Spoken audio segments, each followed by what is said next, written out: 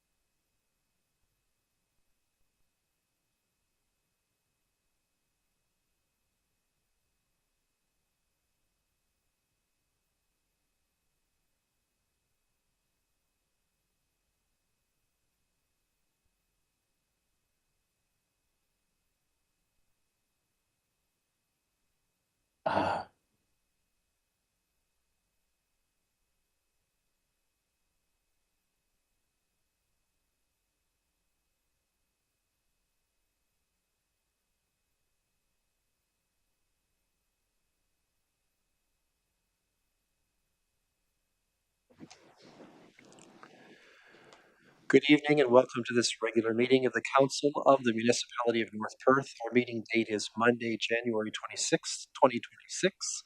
I'm Mayor Todd Kasember and I'll call this meeting to order.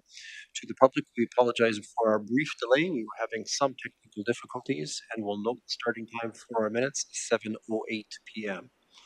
A warm welcome and greetings are extended to councillors, staff, delegations, and observers who participate in this meeting, regardless of whether they are in the council chamber physically in an enlist role or being connected through web technologies.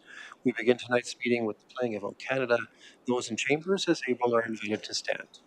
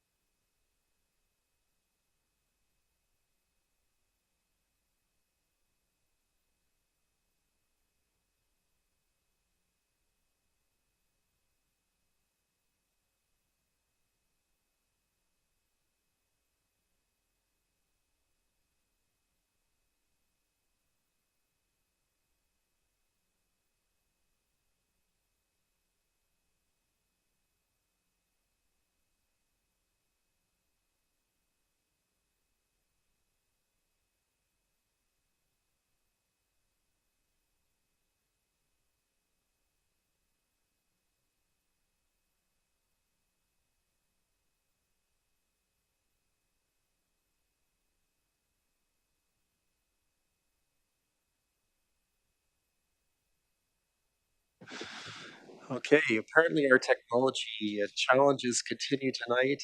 Canada was not available to us. For this occasion, I think we can excuse the playing of the national anthem, knowing that in our hearts we are Canadians and patriotic to our country. We acknowledge that we are on the traditional land of the Anishinaabe peoples. We wish to recognize the long history of Indigenous peoples in Canada and show our respect to them today. We recognize their stewardship of the land.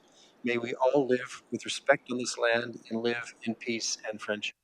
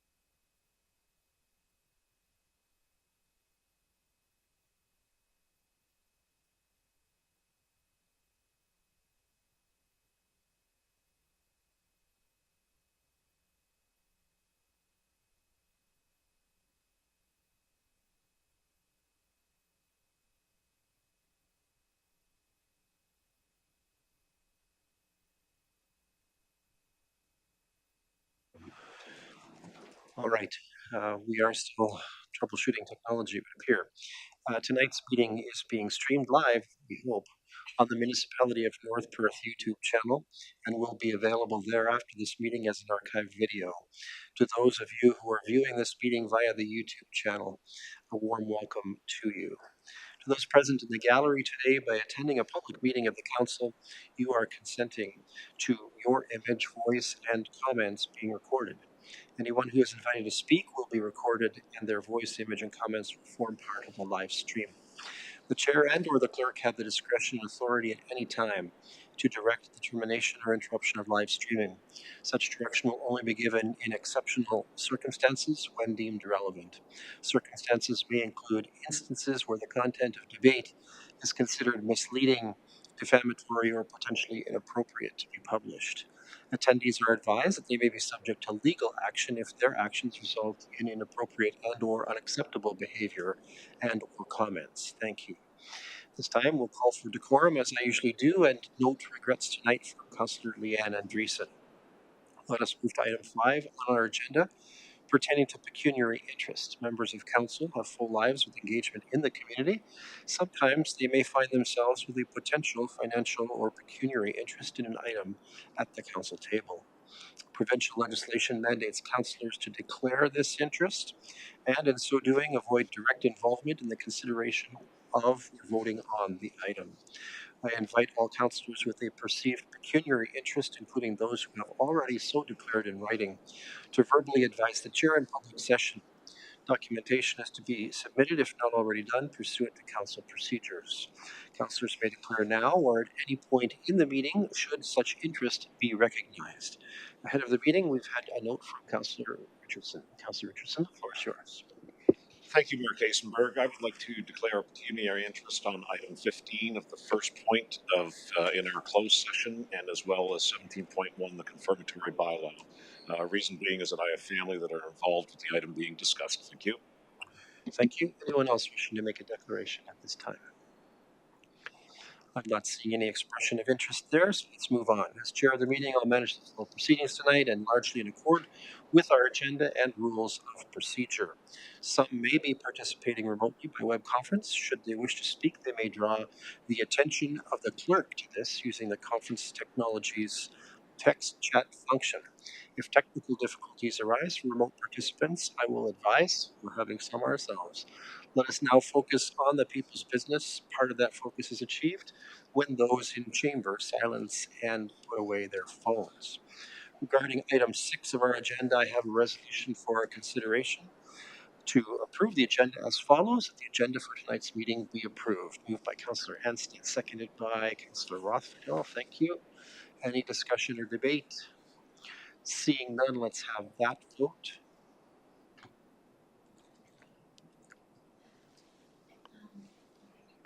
Councillor Blazek records Emmanuel in favor vote.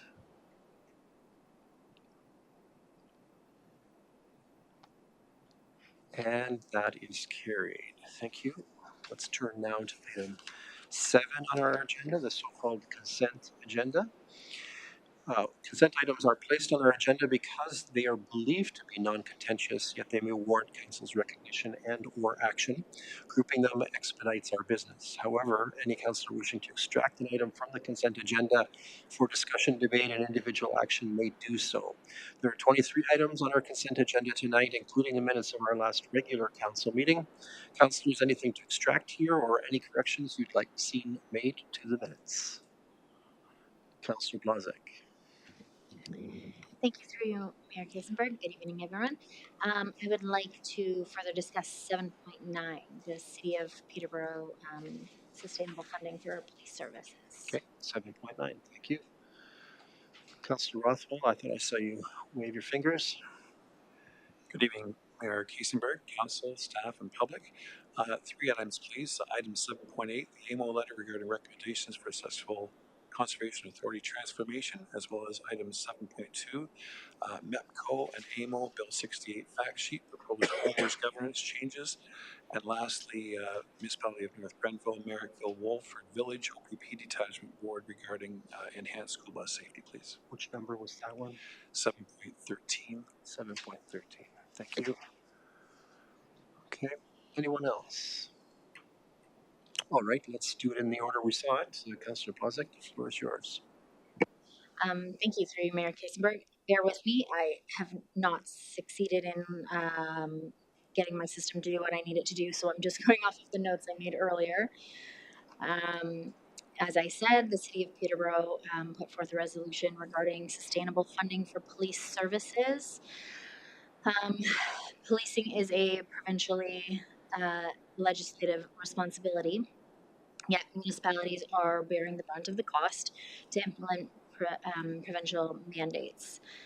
Municipalities have no discretion in implementing these measures and limited ability to absorb the resulting financial pressures within existing budgets. So I am urging this council to support the request that the province of Ontario provide targeted financial assistance to municipalities to offset any additional costs that are directly and demonstrably incurred as a result of compliance to the Community Safety and Policing Act, and not just general increases to police budgets.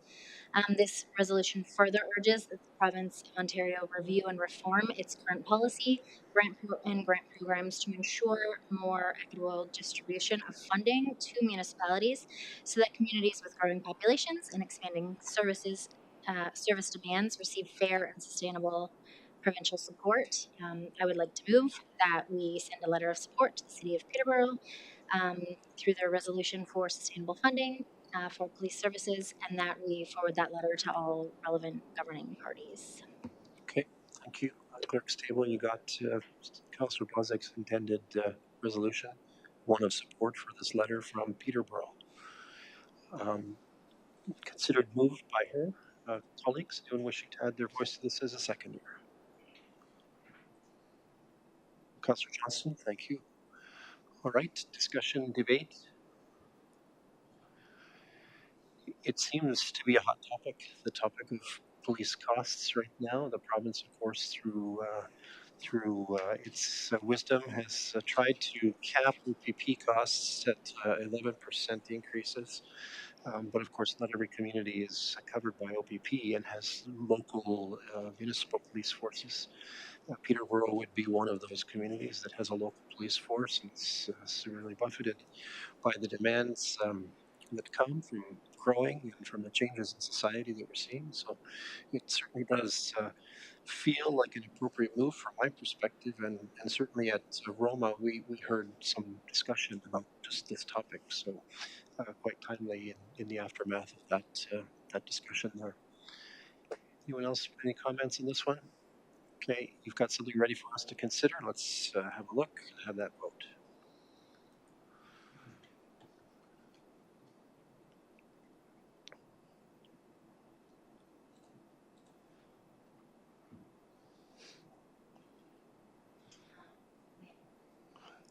Councillor Blazek records a manual in favor vote. And I just got to put it from eScribe, so I also recorded manual in favor vote. Councillor Anstead did as well. Anyone else needed? Okay, that's 9 votes accounted for. That is carried. Thank you for drawing that one to our attention. Let me see if I can get eScribe up. I apologize. I'll sort of do two things at once and hopefully do it well. Councillor Rothwell, item 7.8. Thank you, Mayor Todd, and good luck to you on that. First of all, thanks very much. Item 7.8 is the Association of Municipalities of Ontario letter regarding recommendations for successful Conservation Authority transformation. We as North Perth have made recommendations through to the Ministry of Environment, Parks, and MECP, Ministry of Environment, Conservation, and Parks as well. Just for council's information, Mayor Todd mentioned about the Rural Ontario Association Conference. This item regarding conservation authorities was specifically mentioned numerous times by delegates there, in particular during the ministerial session in which the various ministers were available to answer questions from the floor. The Minister of Environment, Parks and Conservation, Todd McCarthy, was there and unfortunately did not answer in a fashion which would seem that they are listening to the comments, many comments that have been received from our sister municipalities throughout Ontario. Hopefully, when they do read all the comments as they come in, I see there's more comments have been submitted than actually outlined in the AMO letter.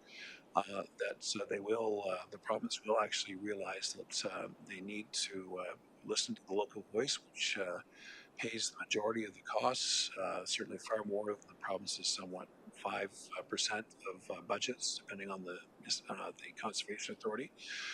So I don't believe that we need, I'm requesting council to do anything further than what we've already done, but just to let this council know that at Roma, we are not alone in our issues of concern.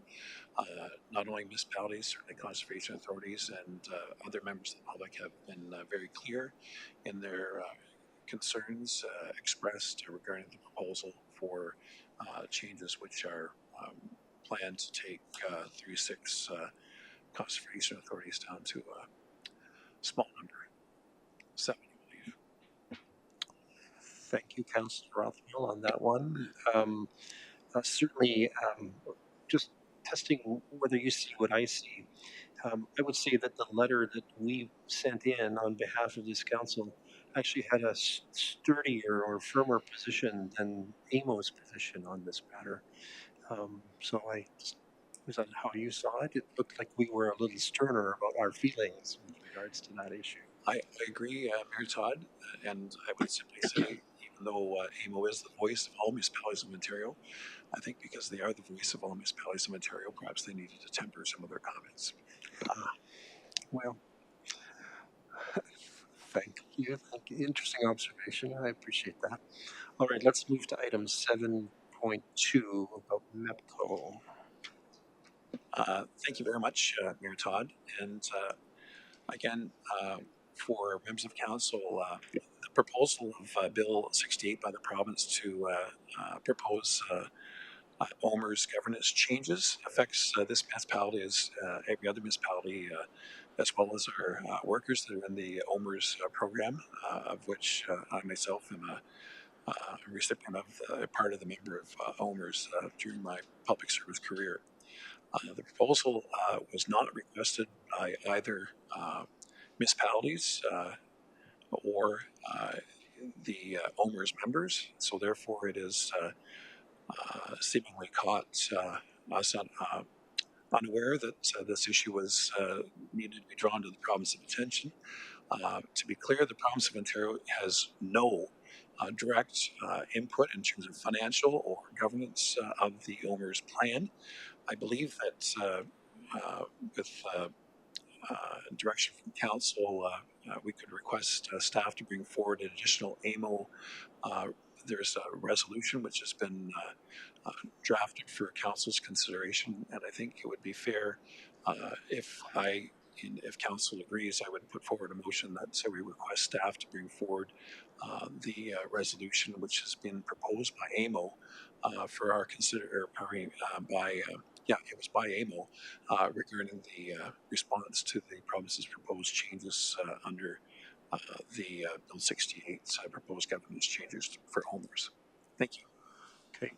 Does staff feel that they need a resolution of this council, or will you take this on advisement from general consensus should council consent?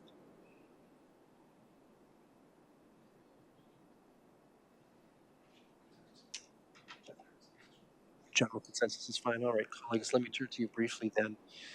Councillor Rothwell has asked for staff to bring forward a recommendation that councils can pass on this matter. Does anyone have serious objection to staff bringing that forward at our next meeting for our consideration? I'm not seeing any indication of that, so I think that's consensus direction to staff to bring something forward for us. Thank you. Let's turn to item 7.13 then, Councillor Rothwell. Thanks, Todd. And lastly, the municipality of North Grenville, Merrickville, Wolford Village OPP Detachment Board brought forward a resolution regarding enhanced school bus safety, and I would simply request that this council consider supporting the resolution in the same way that many municipalities across Ontario did support our resolution regarding school bus safety enhancement. Thank you. I would so move. Right. So let's have a resolution then to the effect that this council supports the resolution from, let's see what that name is again. Thank you.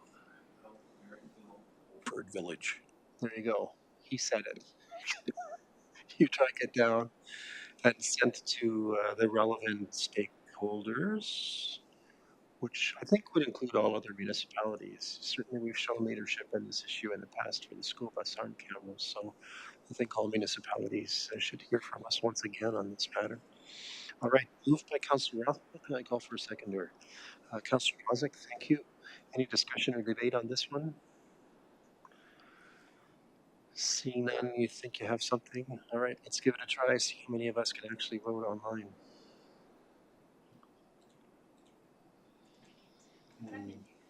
Councillor Blazik, reports a manual in favor vote. I just got booted. I will record a manual in favor vote. We need to do something about this. And anyone else out? Have we had the full report? And that was carried. I assume I didn't see the flash because it's not on my system. All right, we'll call that carried. Thank you. Anyone else before we turn to the resolution for the consent agenda? Not seeing anything. So here's the general resolution then. The consent items 7.1 to 7.23 be received for information, and the minutes of the January 12th, 2026 regular council meeting be adopted. Moved by Deputy Mayor Callum, seconded by Councillor Nordam. Any discussion or debate? Seeing none, let's have that vote. I record a manual in favor vote. And Councillor Blazek does as well.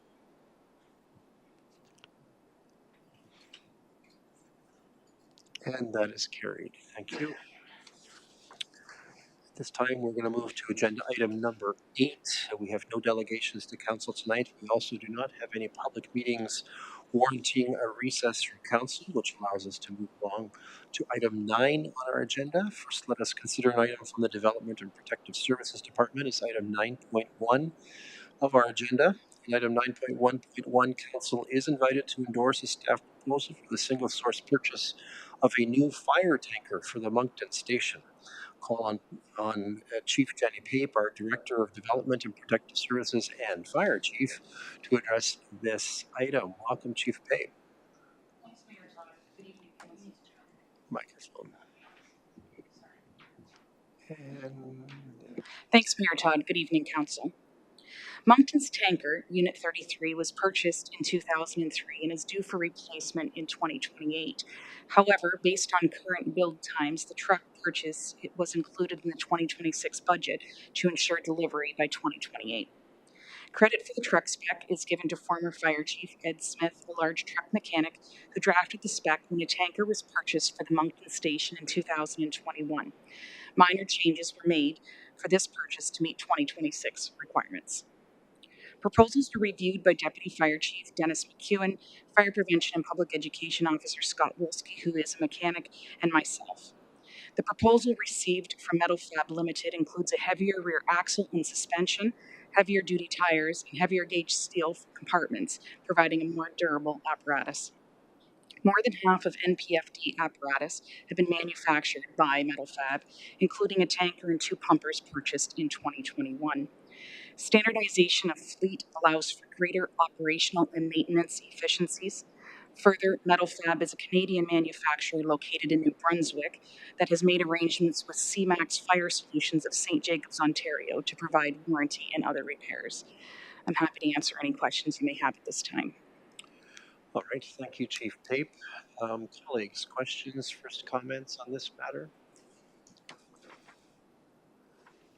I'm not seeing any, so let's consider the resolution then as follows. That the Council of the Municipality of North Perth approves the award of single source purchase of 1 new custom built fire tanker for Moncton Fire Station as specified in the provided proposal from vendor Metal Fab Limited of Centerville, New Brunswick, in the amount up to $638,500 excluding HST.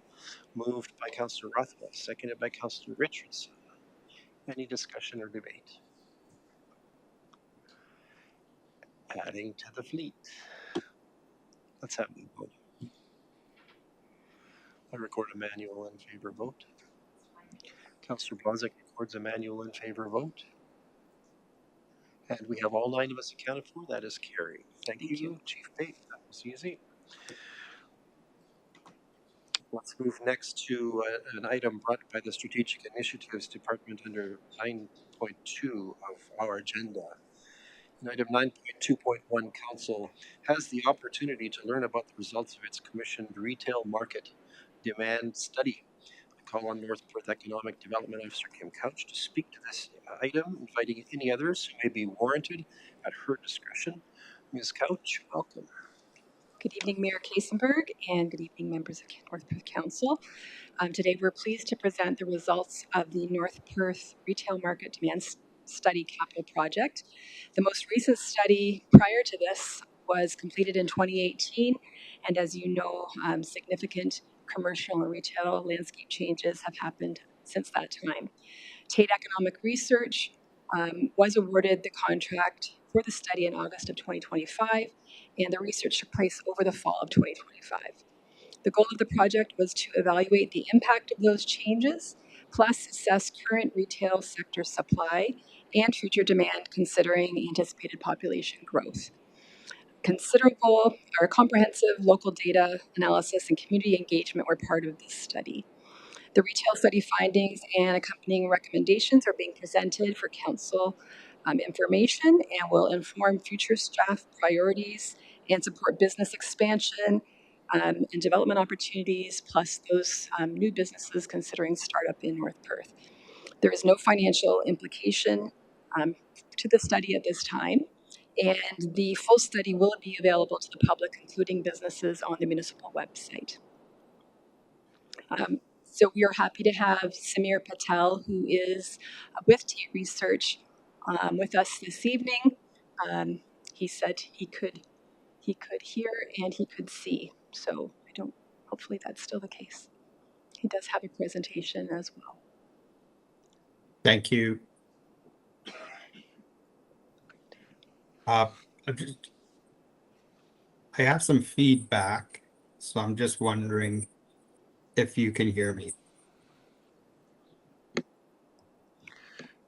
We hear you faintly at this point, Mr. Patel.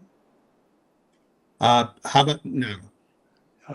It's a little bit better. You can give it a try. We'll see if we can increase our audio gain at this end too. Okay, well, the feedback is really bad. I'm not sure. Okay, do we have a dial-in phone number that that could be used by our consultant to provide audio feed to us?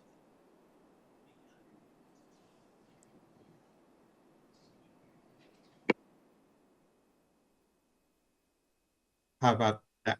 Mhm.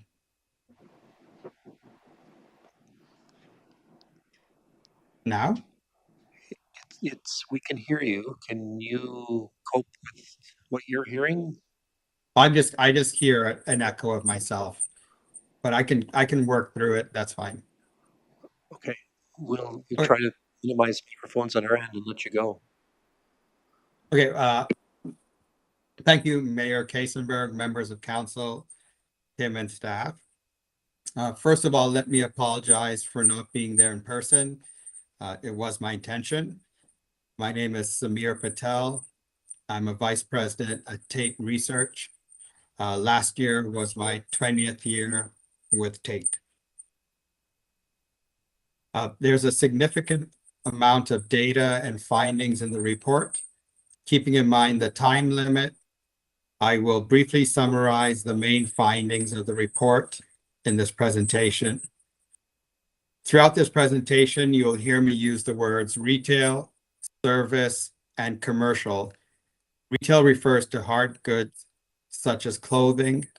Services refers to categories such as hair and beauty, and commercial refers to both. First of all, a bit about ourselves.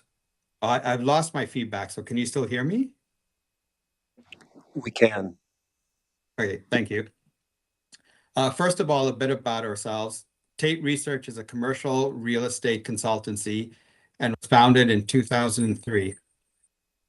Tate was retained to conduct a combination of retail gap analysis and market demand analysis. As illustrated from our experience, we have conducted gap analysis and retail strategies for various municipalities across the country. One of our strengths is our mix of private and municipal consulting. We have a keen insight into the retailer and developer mindset, as well as challenges on the municipal side in delivering a level of retail commercial space expected by residents. This study really represents two studies: a retail gap analysis that examines the current gaps in the marketplace. The result of this analysis tells us what is missing today. and a future demand analysis that examines the requirements for future retail commercial, primarily based on population growth, as well as North Perth's relative position regionally. The result of this analysis tells us how much space and land do we need to serve a future population. Population growth is the main driver of retail commercial market. There's a saying that retail follows rooftops. North Perth is forecast to grow to 31,000 persons by 2051. This population will support additional retail commercial space. In addition, North Perth's relative position within Perth County will also strengthen. This will make it more attractive to larger retailers looking for a central location to serve a regional market. The first part of any retail analysis is understanding the base conditions. This slide summarizes the commercial inventory in North Perth. The commercial environment in North Perth represents a well-rounded offering catering to surrounding residents with a selection of convenience-oriented retail and services. These include typical large national chains such as Walmart, Shoppers Drug Mart, Zehrs, as well as several high-profile independent retailers and services. The vacancy of 5% is on the lower range of typical levels, which is around 5 to 7.5%. While a low vacancy rate is reflective of a healthy market, it also implies that new retailers looking to enter North Perth have fewer options for locations. Listowel accounts for 93% of the total retail commercial space in North Perth and is the main commercial center for North Perth and the surrounding county. Overall, North Perth's retail commercial environment can be described as functional. Daily and weekly convenience needs are satisfied by the existing businesses. The retail commercial hierarchy in North Perth serves a regional draw. The anchor stores draw from a wide geographic area beyond North Perth. This has been verified by customer draw analysis based on mobility data. For example, the downtown draws 45% of its customers from beyond North Perth. This is the first part of the analysis. Generally, a gap analysis examines the expenditure potential in a market and compares that against the amount of physical retail space in the market. This slide summarizes the resulting gap analysis for North Perth. The red bars represent where a technical gap exists in the market. This means that resident expenditures in that category are greater than the amount of square footage required to adequately serve those expenditures. However, not all gaps mean that those retailers should be targeted for attraction. In some instances, there may not be sufficient population thresholds, or in others, there may not be enough retailer interest or appropriate types of space. With respect to retail categories, opportunities exist in convenience and specialty food store space. Given the surrounding agricultural industry, there is the opportunity for more specialty food stores highlighting farm and local produce. Miscellaneous retailers, while this category is a broad category, there are specifics within, such as bookstores, that are missing within North Perth. Bookstores have been undergoing a renaissance of lately and also indicate an attraction for other types of stores. Pharmacies, there are opportunities for additional pharmacies in the market. In addition, Tate, along with the municipality, also conducted an online survey. Several of the survey respondents stated the need for an additional supermarket. Currently, North Perth has 4.1 square feet per capita of supermarket space. Typically, a balanced market would be in the range of around 3.5 square feet per capita. Therefore, while the survey may indicate that residents are opting or wishing for more types of supermarkets, the market right now may not support a new supermarket. However, future demand will support additional supermarket space. With respect to service categories, opportunities exist in healthcare and social assistance, personal care, and laundry. Additionally, opportunities exist within the food and drinking places category. The largest gap within this category is restaurant space. Sit-down restaurants and family restaurants were the most requested store category in terms of our online survey respondents, what they'd like to see. The second most requested category was quick service restaurants or fast food. This is the second part of the analysis in terms of future demand. As identified previously, population growth will support additional retail commercial space. We forecast the requirement for an additional 297,000 square feet of commercial space by 2051. If we assume a coverage ratio of approximately 25%, this 297,000 square feet will result in the need for an additional 27 acres of commercial designated land by 2051. It should be noted that a portion of this demand can also be accommodated through intensification of underutilized lands or vacant spaces in the downtown or other parts of North Perth, an example of which would be the vacant Rona in Atwood. This slide shows the demand for retail space compared to the supply for retail space. Generally, there's sufficient supply to accommodate future demand. There's approximately 268,000 square feet of potential commercial space within current development applications and under construction. However, it should be noted that the demand is over a 25-year period, and the 268,000 square feet of potential supply is currently within the development pipeline or application pipeline. Therefore, there is a slight possibility of an oversupply of commercial. However, it's unlikely from our perspective due to the time it will take for those commercial lands to be developed and tenanted. Finally, it's 2 slides of summary. Generally, based on its location, size, and customer draw, it is our opinion that Listowel and North Perth as a whole is well positioned for the future. With respect to Listowel, as the main commercial center, the 3 nodes of commercial space, downtown, Listowel North, and Mitchell Road, all have different characteristics. This makes North Perth attractive to a wide range of commercial businesses. However, based on historical trends within other municipalities, there is a concern that as these other peripheral commercial nodes, i.e. Mitchell Road, develop, national chains may abandon the downtown for sites with more parking, visibility, and the ability to build stores to their own specifications.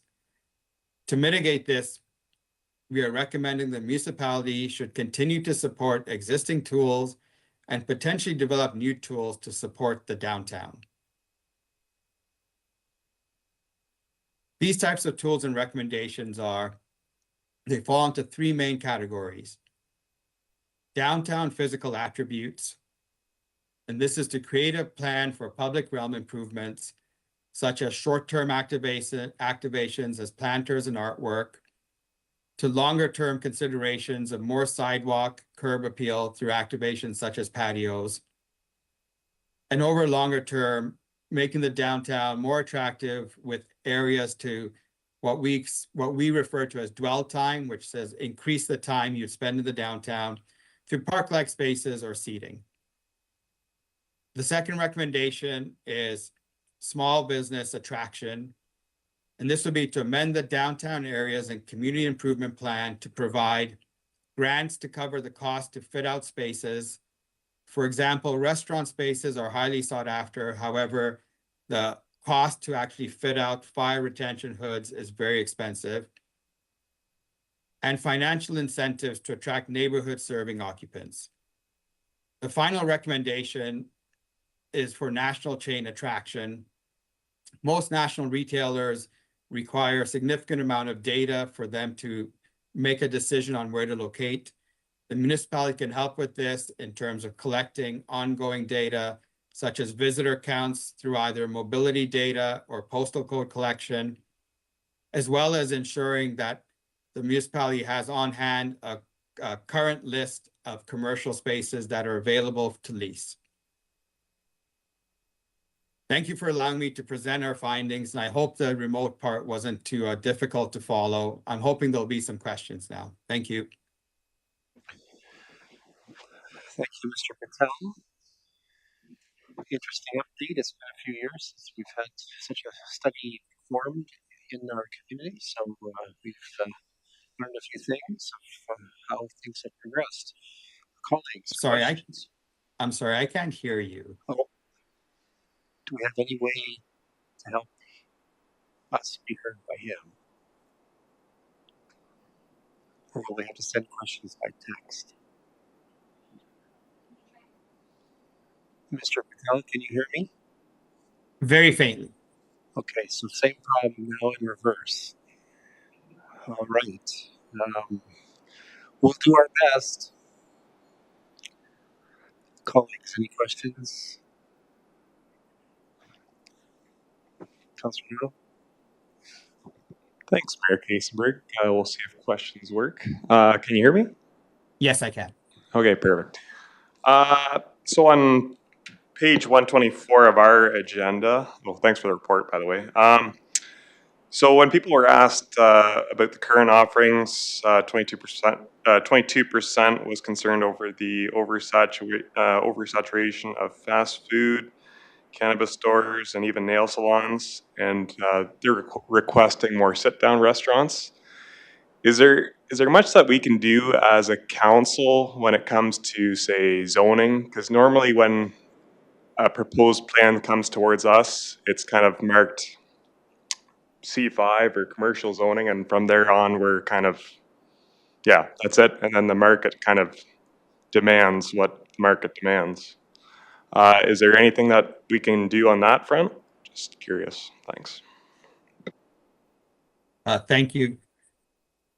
Not being a planner, I can't necessarily comment on which zonings should be allowed, but however, from a retail market perspective, we always advocate for the broadest zoning within commercial areas to allow for restaurants and allow for maybe non-traditional restaurants as well, where, for instance, if it's a microbrewery that allows for in brewery dining and allows for different areas of different ways and avenues, also in terms of takeout and patio space. Okay, does staff want to add anything here? This sounds like a question that staff might be able to address as well. CEOs, no? So commercial policies are fairly broad already, allowing a variety of restaurant types, including sit-down restaurants, but certainly it will take Mr. Patel's latest comments back to the planning department, who are actually going through our rezoning or updating the zoning bylaws. So I think those comments will be helpful. And if certainly we can work with our economic development staff through that process to make sure our zoning is as broad and flexible as possible in the downtown core. Great, thank you. Anyone else with questions or comments? Councilor Johnston? More just a comment than a question. There was a lot of talk about downtown and creating vibrant downtown, and I want to just remind everyone and all of us that it's not just downtown Listowel; it's also Atwood and to some extent Moncton as well. That we need to remember that if we can, get more attraction with the stores in downtown Atwood, would be great as well. So just don't want to forget about us outsiders. Is that what we are? Didn't realize that. Councilor Anstead. Thank you, Mark Hasenberg, through you. And thanks, Mr. Patel, for your presentation. Hope you can hear me. In your report, it references the national chains that we talked about briefly. You touched on, I should say. I'm just wondering, in terms of the thresholds, how long until we would be at a level where we would be attractive to those chains? Like, how much time do we have to get things in place? I guess is what I'm asking. Thank you. I think if I heard you correctly, you asked about threshold populations for various chains. That's correct. I think it depends on the chain. For instance, I alluded to a supermarket thresholds where currently North Perth has 4.1 square feet of supermarket space, and the typical ratio is 3.5. However, given North Perth is regional and draws residents from beyond North Perth, that 4.1 is likely a reasonable amount. And I believe with an additional probably 10,000, maybe between 7,500, 10,000 people, you'll reach a threshold for new, or for at least for new supermarket operators to start looking. But for the rest of it depends on what type of chain we're in terms of what they look at for the thresholds. Okay, thank you. I think what Councillor Anstad didn't say is everyone's thinking Swiss Chalet.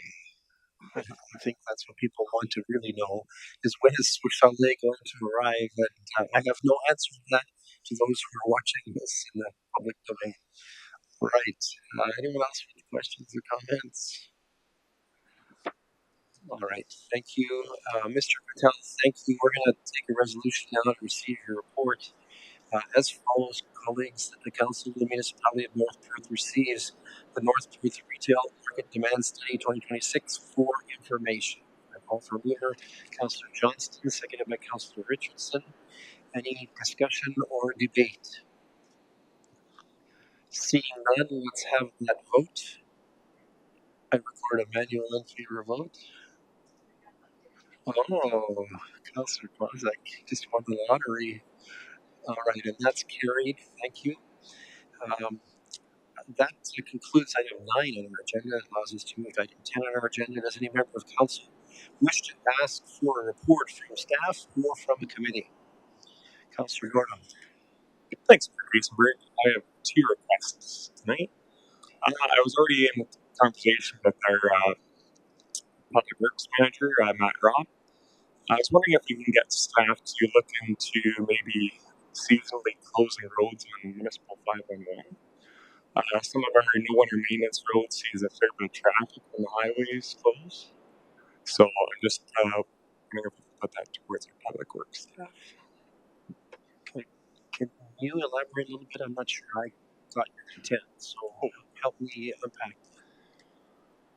So sometimes when highways close, the GPS kind of goes for the next road over, and sometimes that road becomes a no winter maintenance road, and they don't see the sign. So I'm wondering if we can seasonally close roads online, like no winter maintenance road. Okay. So Okay, turn to staff just quickly to make sure they understand what the request is. All right. Do you have comments to make before we consider formalizing something here? What do I need to know? Casinos now. So thank you very much. I know Councilman did speak to operations director Matt Robb, and I believe Matt has already taken action on the roads are showing up on Municipal 511.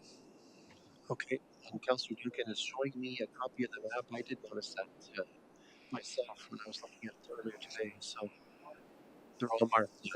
Right. So we asked on Thursday. it's like there's a genie in the room. Your wish is my command.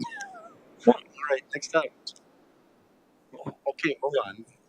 Big spider. Is this relevant to his? To that item, yes. Okay. Councilor Yukon. The issue of concern is that unfortunately drivers that don't pay attention to roads that are clearly marked to say it's a no winter maintenance road may or may not necessarily pay attention to what Municipal 511 say. I think it's wonderful that we put it on there, but if GPSs and so on are not aligned with 511, people will still be going down those roads, unfortunately. And I think many of us have talked to people that live on those roads, which have seen an inordinate number of people stuck in those roads. And it's not good for them, and it's not good for neighbors being asked to, if they are willing, to help people that are stranded there. So I think this is an overall education piece, even more so than putting it on 511, which is a good start. But it's a broader education piece, I think, in terms of what a non-maintained road is, not maintained in winter, and what it truly means. Thank you.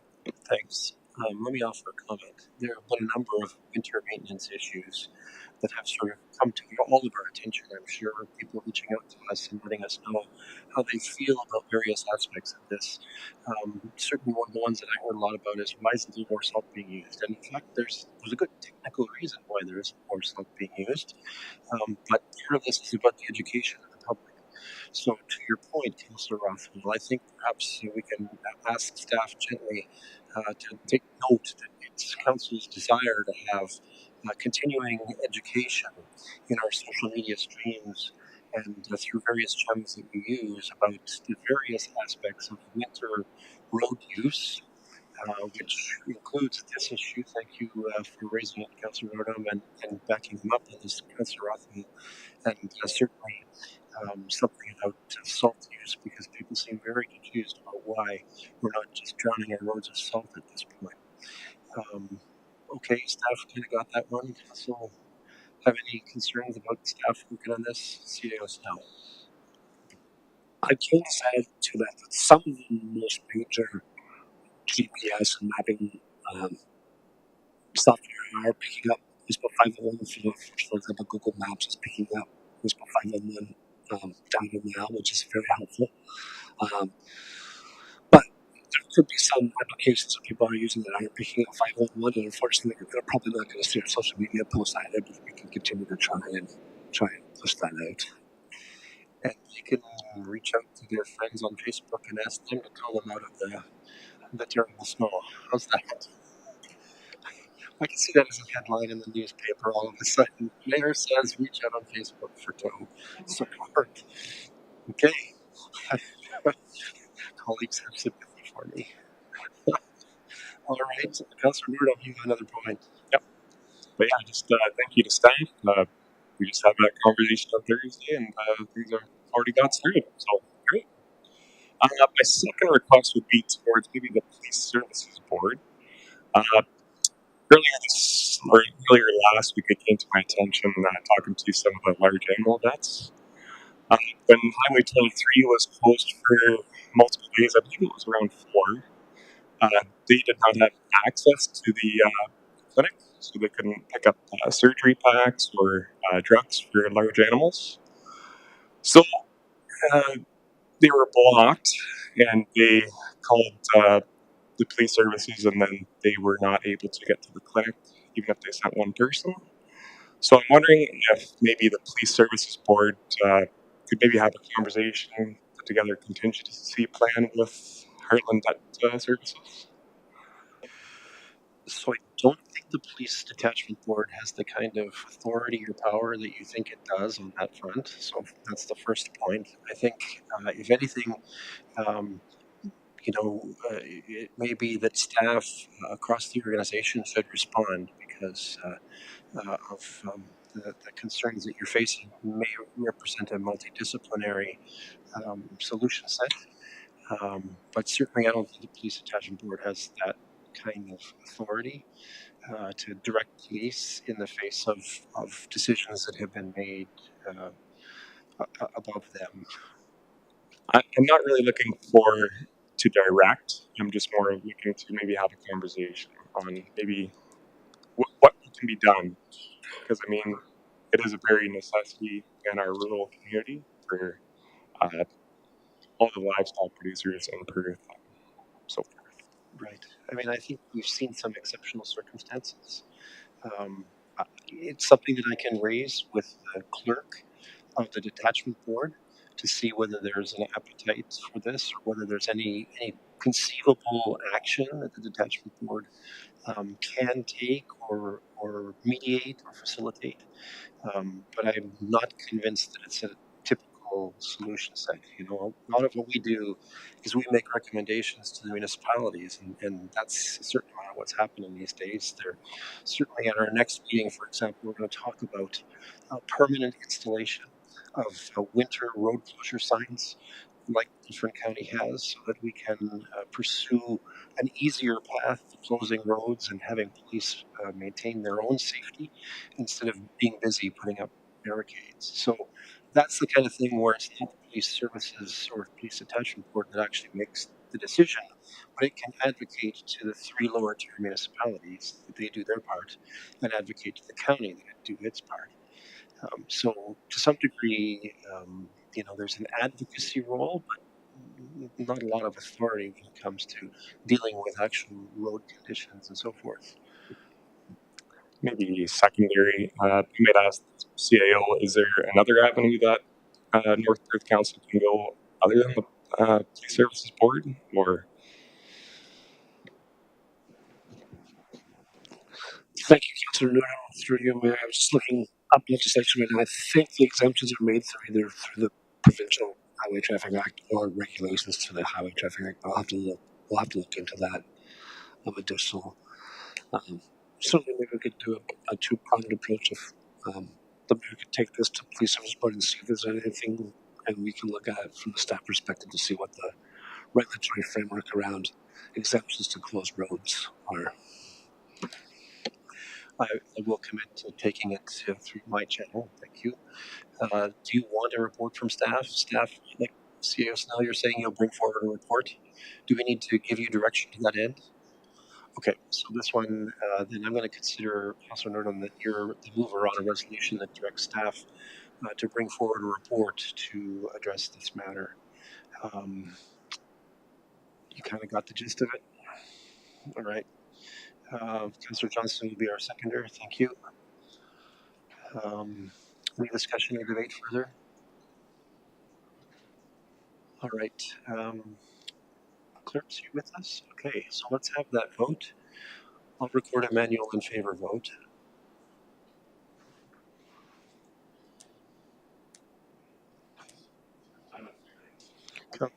Oh gosh, we're all getting it out now. Councillor Richardson, manually in favor. Councillor Nordum, manually in favor. Deputy Mayor Callum, manually in favor. Anyone else need to vote? Okay, we got everybody. That's carried. Thank you. All right. Anyone else with regards to report from staff or from a committee? All right. Seeing none. For item 11, we have received some items of correspondence that we should dispose of appropriately. For item 11.1, we have received a request for a waiver of fees for water and wastewater management related to a proposed expansion of the food services booth on the location of the Listowel Fairgrounds. This request has come from the Listowel Agricultural Society, and I kind of need a sense of where council would like to go with this, whether we're going to give them that exemption or deny that exemption. So what is the preference casualty of council at this point? Councilor Rothwell. Thank you, Mayor Todd. I asked a question through CEO Snell, and our finance director Ashton provided a response. So perhaps for council, they could hear the direct background in terms of what this is part of the development charge requirement, as opposed to a fee associated with the directly with the building permit. They're two separate pieces, and then perhaps we could have discussion. Thank you. It makes sense to have more information. With council's consent, we'll hear from Treasurer Romani. Now Director Romani, I think. Huh? Yeah. You're on. So thanks for Kaisenberg. So as Councillor Rothwell had mentioned, the charges that are in question from the Agricultural Society is with respect to development charges that has a water and wastewater component, but also the general municipal component, which includes roads. So under the development charges bylaw, there are no exemption mechanisms for development of this nature. One thing we did note is that the municipality does have the authority to add specific exemptions. So when we look at the next bylaw update, would make a note to consider that at that point in time. Unfortunately, we can't make an amendment on a whim. There's a significant amount of legislative timelines when it comes to amending a DC bylaw. So if council does desire to provide an exemption, it would have to be outside of the DC realm, and it has to be a credit via motion by council that we can of the equivalent amount that we can offer to the Agricultural Society. Okay. So not as easy and straightforward as we might be led to think, is what I heard. But there is a path if council wishes to pursue that path. All right, Councillor Rothwell first. Thanks very much, Mayor Todd. Thank you, Ashton, for the response. I think on the basis of what your Director of Finance has said, that the path would be the exemption piece, and I'd be prepared to suggest that for consideration of council. And in particular, most commercial development that would be under this charge would be open extended periods of time, usually throughout the year. This particular edition of some 600 square feet is open basically a week of 52 as the food service booth. And I think it's important for council's consideration that we realize is that commercial space is not although under the development charges bylaw, is the same in terms of the operational piece on this. It's not requiring significant change for the municipality, but it's to facilitate the feeding of the masses that come to the fair, which apparently is growing substantially over the years. So if council is willing, I'd be willing to make the motion that we offer the Agricultural Society the I'm just going to request the word again, credit, I believe is the word, that they could have in that amount that they're requesting, some 2,600 change. Thank you. Okay, so let me read the resolution that has been prepared for us in an anticipatory fashion. As follows, the Council of the Municipality of North Perth approves providing a credit in the amount of $2,611.40 towards the Municipal Agricultural Society's development charges fees in response to their letter dated January 12th, 2026. Moved by Councillor Rothman, seconded by Councillor Johnston. Any discussion or debate? Councillor Richardson.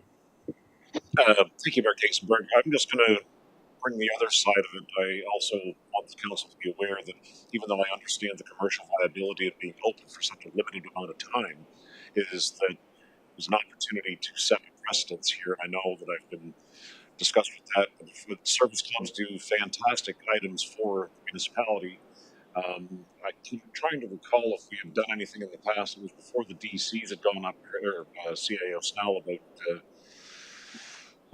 when the kinsmen have asked us in the past. There's been other situations of which we have declined with relay for life, tent fees, and I understand that, but I just realized that we don't want to necessarily set a precedence. I understand the benefits they do, and I think they do fantastic, and the community would be lesser without them. But I think it creates a slippery slope for other service groups coming forward for a similar request. So I'm not in favor of that motion as presented. Thank you. Thank you. Anyone else with comments? Okay, I think we have the resolution duly moved and seconded. Let's have the vote.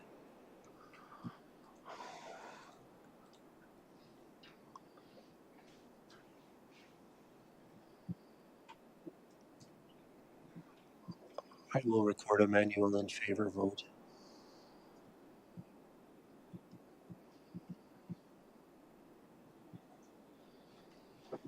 And that is carried. Thank you. Next, then let's move to the next item. We have received a request for a repeat of last year's efforts by the Atwood United Church to raise funds during select days and summer months from food truck presence in Atwood at the Elma Memorial Community Center parking lot. And there's some various notions around restrictions here. Council prepared to receive a resolution to approve this. All right, let me just read it into the record then. The Council of Municipality of North Perth approves the request from the Atwood United Church to host food truck fundraising events in the parking lot at Atwood Lions Park every Wednesday, where there is no existing EMCC event that requires use of the entire parking lot from July 8th, 2026 to July 29th, 2026 from 5 to 8 p.m. Can I call for a mover? Moved by Councillor Junkin, seconded by Deputy Mayor Callum. Thank you. Colleagues, I can say I walk past there and most of those nights and see a very good turnout, So it is a popular thing that's happening there and to the benefit of the community, in my opinion. Anyone wishing to make any further comments? Seeing none, let's have that vote. I record a manual in favor vote.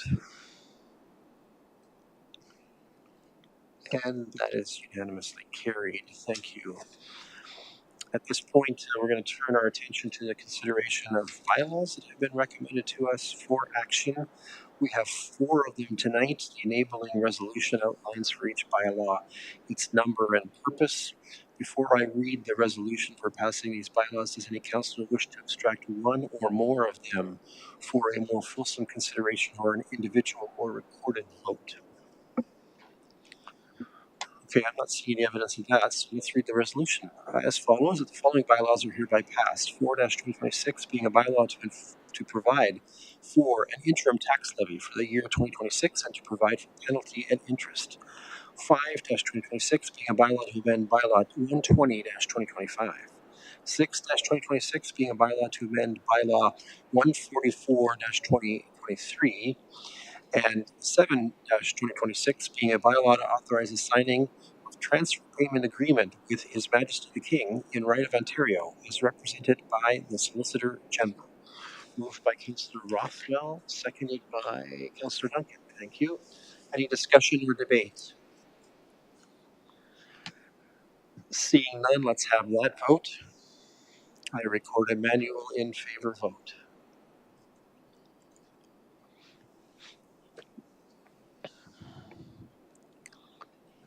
And that is carried. Thank you. That moves us to item 13. Does any councillor wish leave to give notice of motion? That moves us along to item 14 on our agenda. For item 14, are there any announcements that would be of benefit to the community or that reflect well on North Perth at this time? Councillor Richardson.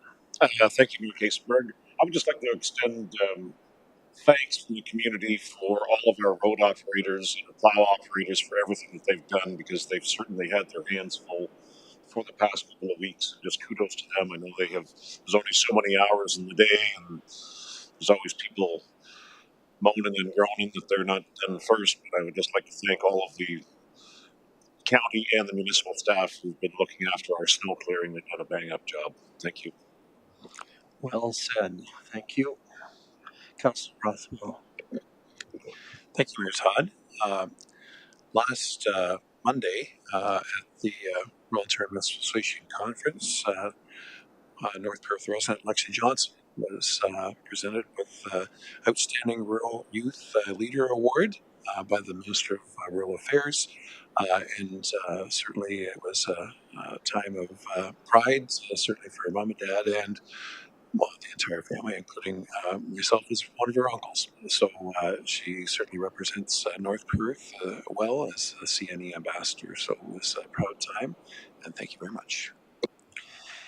I will add that I was in attendance, of course, at that session as well, and it was a certain pride, a very proud moment for us to see that recognition. This was the first time these awards have been offered by the province, and so she's the inaugural winner of that Rural Inspiration Award. And I will also concede that there were some woots coming from the audience, people who obviously were appreciative that Lexi had done so well. So our congratulations to Lexi, and thank you for reminding us of that occasion, Councillor Rothwell. Anyone else with an announcement tonight? Okay. That brings us to item 15 on our agenda. We have 3 items to be considered in a closed session meeting of council. I will now read the resolution that explains and enables our action to hold those discussions as follows.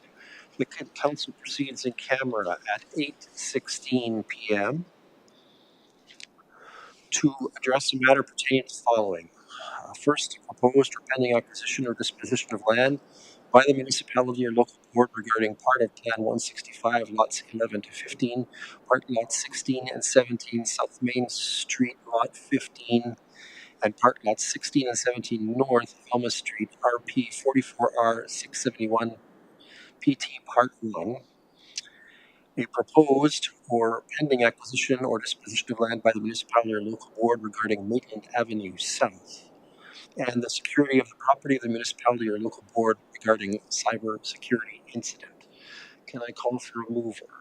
Councillor Anstett, thank you. Seconded by Councillor Richardson. Any discussion or debate on this one? Seeing none, let's have that vote. I record a manual in favor vote. Anyone else out? Or am I the sole victim of the bad luck tonight? Yay, 2026.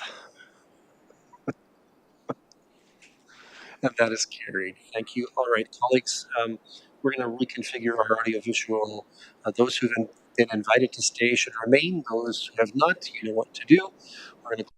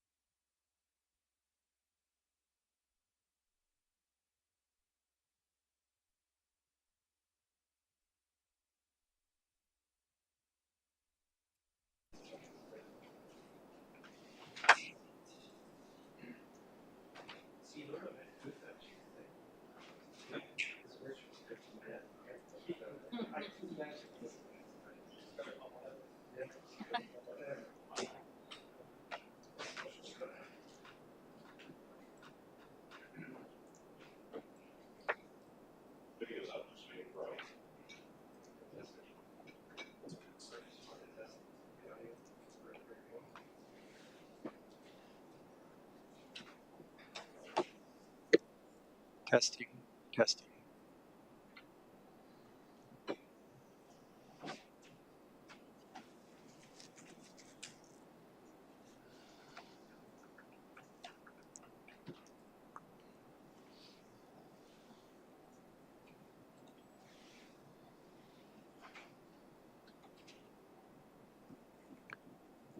Testing. We're good. All right. So we've returned from our closed session meeting, and council did discuss the matters that were identified in our enabling resolution for that meeting. Did give staff some direction pertaining to the matters that were considered, and at this time we will keep the essence of that direction confidential for the reasons that were stipulated for entering closed session. Council has a mandated good practice at the end of its meeting to takes action to confirm all of its actions and business of its meeting through what is called the confirmatory bylaw. Councillor Richardson is exiting the chamber. That should be noted in the minutes. We have an enabling resolution for the confirmatory bylaw as follows: that bylaw 8-2026, being a bylaw to confirm generally previous actions of the Council of the Municipality of North Perth, is hereby passed. Moved by Councillor Anstead, seconded by Councillor Blasek. Any discussion or debate? Seeing none, let's have that vote. I will record a manual vote in favor.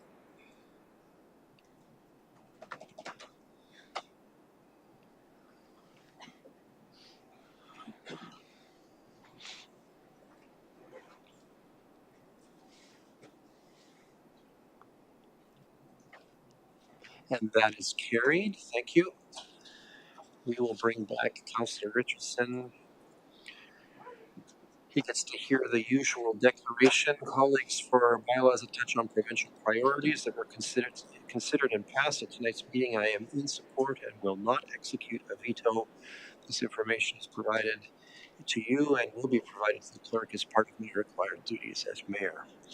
We have completed deliberation and taken action on the business that has come before us tonight. It is thus appropriate for us to consider the resolution to adjourn. And it is as follows: the council meeting adjourns at 9:25 p.m. to meet again for general council business on Monday, February 9th, 2026 at 7 p.m. Moved by Councillor Norton, seconded by Councillor Richardson. It's not debatable. Let's have that vote. I vote in favor.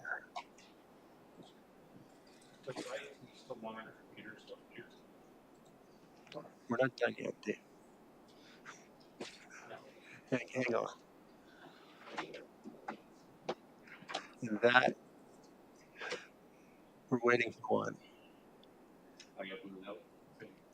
Deputy Mayor Calhoun records a manual in favor vote, and with that, that is carried. Our next meeting is Monday, February 9th, 2026 at 7 p.m. We sure need better weather. Until that next meeting, this council